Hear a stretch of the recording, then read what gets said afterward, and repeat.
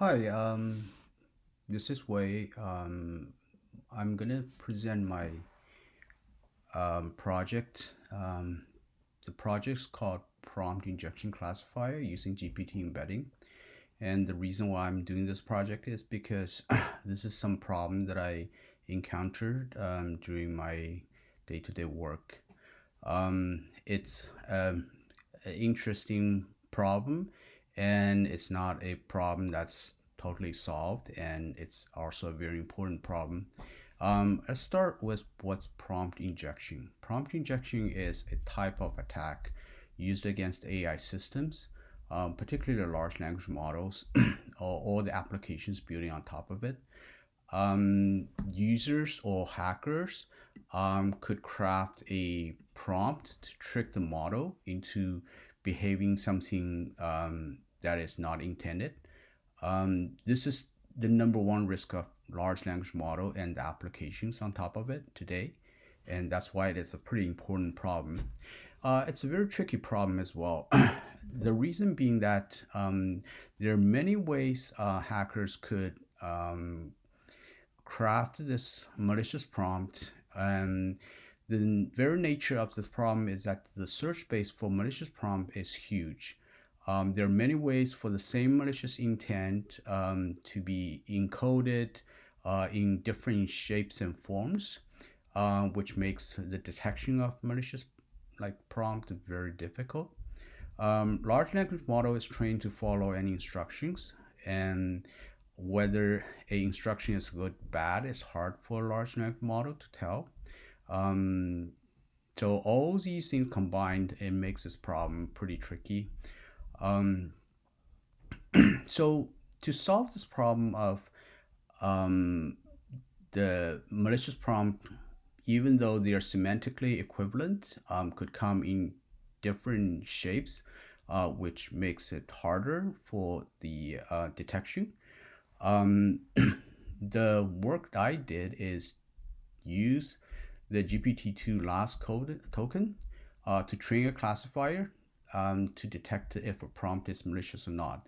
The assumption behind this project or the research is that the last token from GPT model would reflect the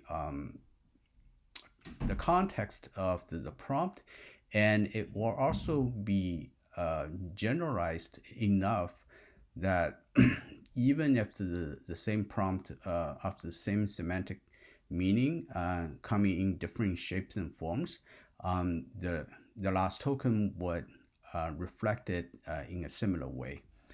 Um, so the work I did is I measure the effectiveness of the classifier using metrics like precision recall, F1 score, accuracy, etc. And the overall result is quite positive. So the overall F1 score is like 98%, and the precision and recall is similar, as well as accuracy. So the next thing I did is to test out how this model behaves when the input is coming using different encoding schemes. So I tried out like the same prompt using different encoding schemes like base64, Pig Latin, or in other high resource language like Chinese or low resource language like Azerbaijan. And aside from base64, all the other forms, um, the, the detection actually is pretty effective. Um, with the F1 score over 90% consistently.